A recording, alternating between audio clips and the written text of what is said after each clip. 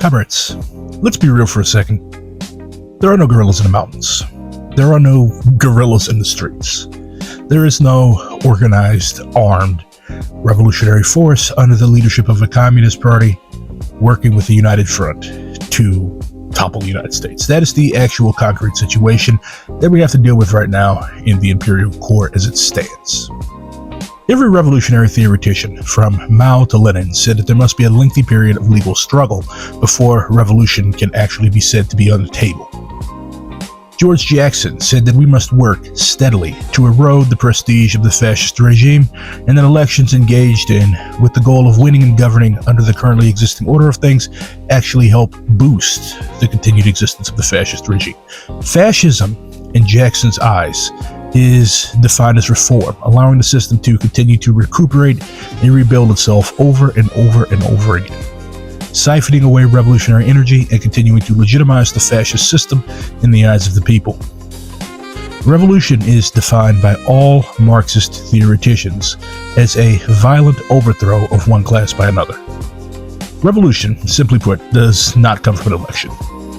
Allende tried it, and Allende failed, just as George Jackson predicted. The people, however, are not stupid. They're able to point out and identify obvious contradictions between what we say and what we do.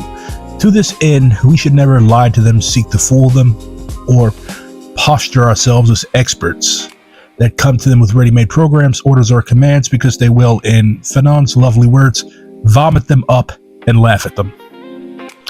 Is there a Maoist position on elections in the imperial core?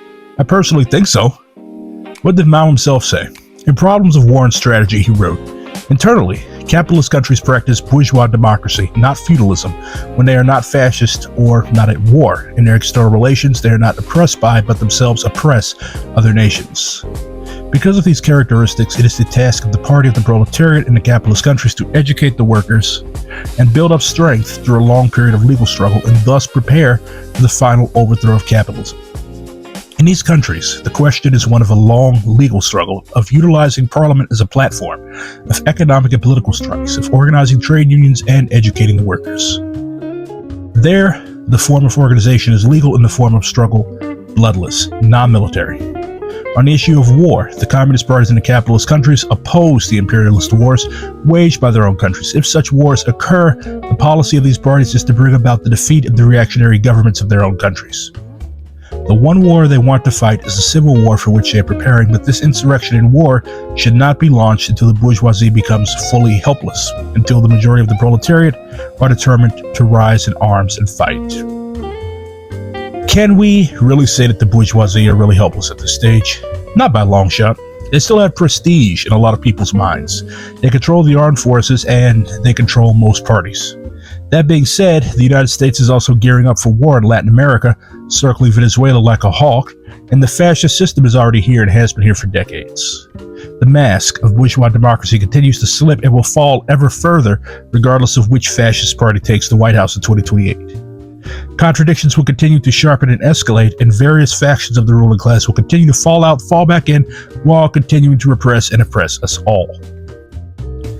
I think there is a possibility for a synthesis between the ultra-left abstain forever position, which I personally held for years, and the right opportunist line of seeking to seize power through exclusive use of the enemy's tools.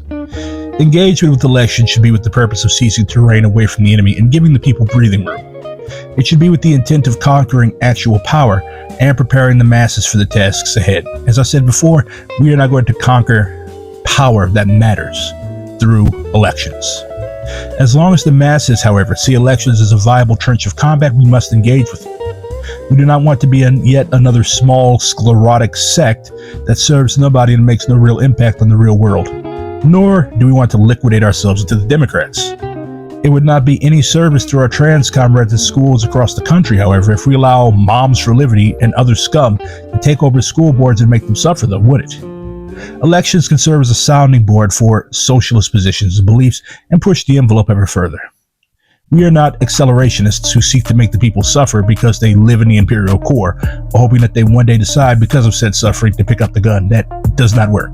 That is also incredibly cruel and, dare I say, anti-communist, because anything that is anti-people is anti-communist.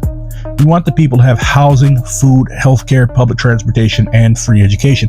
However, there is a contradiction. In the imperial core, all of this comes at the expense of our comrades in the global south. The primary contradiction in the world today is the contradiction between imperialist countries and those oppressed by imperialism. That must be taken into account when we talk of anything regarding politics, otherwise we will fall into chauvinism. It will be no good to the masses either at home or abroad. So, what of Zeron? We already know that AOC is washed. She is pretty much entirely co-opted by the ruling class at this point. Only a fool or fraud will say otherwise. Zeron has aroused ire by announcing that he will keep the fascist Zionist Jessica Tisch as his police commissioner. Tisch is notorious as a Zionist hardliner presiding over the heinous suppression of comrades at Columbia University and various other crimes which socialists have no business defending. He has also met and giggled with Trump. A good photo op, but many asked the question, what was agreed to when the cameras were out of the room? These questions were not just raised by terminally online DSA haters, but by actual organizers. We as an organization should be able to answer. The argument could be made that he was trying to keep the city he will soon govern afloat and avoid the obvious contradiction from becoming fully antagonistic, but either way, it still looked to many like a capitulation. He has also staffed this transitional committee with a motley crew of YIMBY gentrifiers and others who have questionable backgrounds, along with a few DNC comrades. To cap it off, he essentially endorsed Hakeem Jeffries and expressed a desire for him to become Speaker of the House in the event that Democrats win the midterms. Jeffries is a Zionist who voted to condemn socialism, and Zeron's intervention at the NYC DSA endorsement forum in opposition to Chi Ose looks particularly weird to many in light of this. Thankfully, Chi seems to have a dedication to participation in DSA after this experience.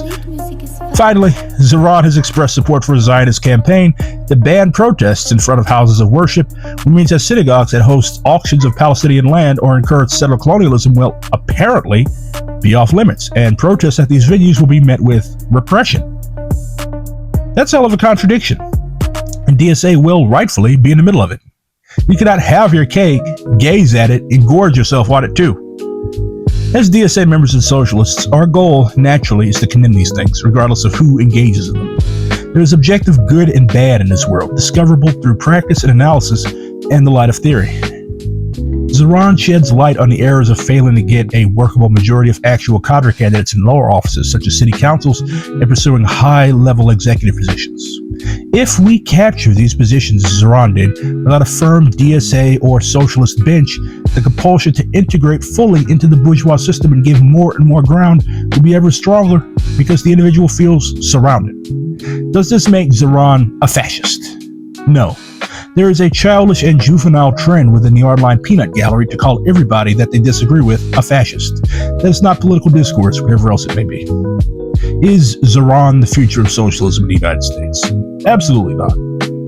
Again, there is a childish and juvenile trend within the other side of the online peanut gallery to term anything and everybody that makes even the slightest bit of progress as the return of Lenin himself. Zeron is, at root, a politician. Politicians capitulate, log roll, and they sell out. Politicians also lie. Americans know this. Well, apparently every American except for our lovely social democrats knows this. Many people who fancy themselves political players and analysts do not seem to grasp this basic knowledge that everybody in America seems to already get. Politicians fucking lie. We also should avoid fracturing hard-built coalitions of abolitionists, anti-imperialists, Palestinian solidarity organizers, housing justice activists, labor organizers, and racial justice organizers through mindlessly refusing to hold DSA members accountable when they are elected and they make objectively bad decisions that could lead to actual harm being done to the masses. We work for the people. We do not work for individuals. Zerons come and go. The people will always remain. Keep this in mind, comrades. We have an interesting and exciting 4 years ahead of us. Prepare to meet the movement. Prepare to meet the moment. Because the wheel of history is turning ever faster, and if we can't get ahead of it, we will be crushed. All power to the people.